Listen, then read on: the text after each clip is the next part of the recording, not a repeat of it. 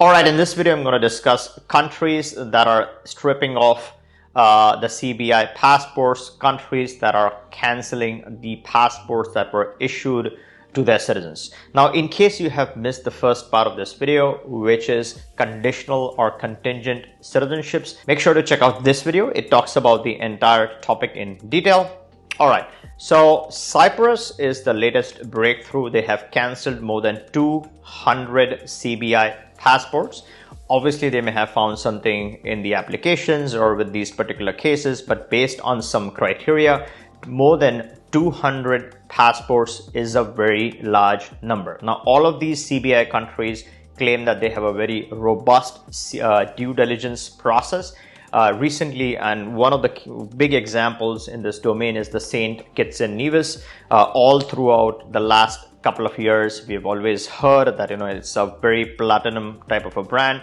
It has the best due diligence process, which it very well could. But the latest news is that their head of their CIU unit, or the due diligence, the person who saw their due diligence is accused and alleged to have committed scams worth several $1 million. Reportedly, he's been living in the US.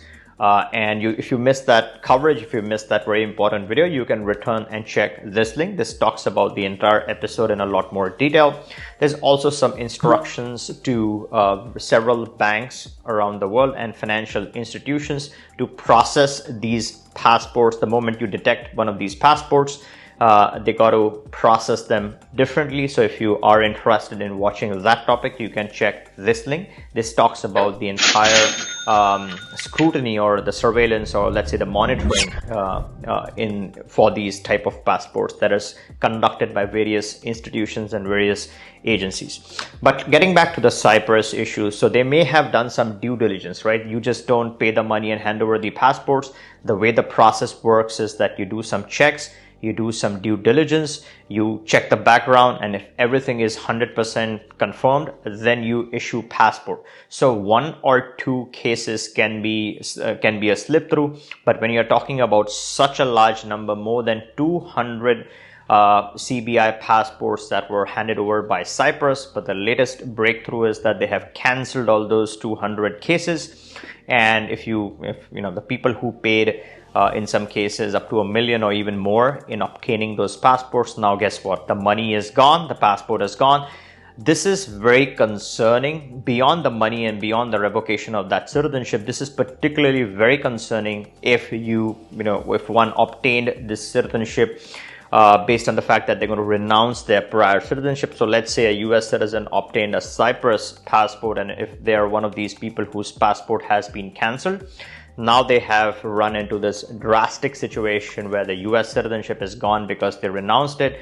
The Cyprus citizenship is cancelled, and now you're ended up in a statelessness situation. And on top of that, to complicate matters, if you get convicted of citizenship fraud, then obviously you aren't going to get any other citizenship. So again, it's a very, very concerning and a very complicated situation, and no one should really be subject to this kind of a scenario. The other problem it creates is when your home country does not permit dual citizenship. The condition of your home country is that the moment you accept or buy or acquire any foreign nationality, your home country citizenship is gone, it's forfeited.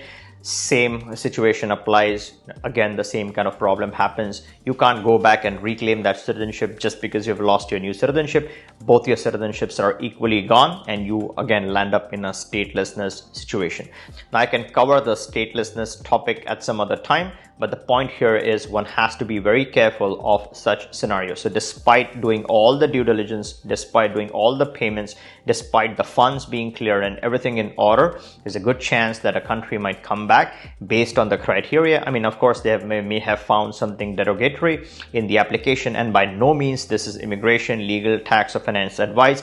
This is news content, this is educational content, and my analysis on this topic. But the point I'm trying to make is Cyprus is not the only country that has cancelled passports. There are several other countries who have canceled these passports in the past.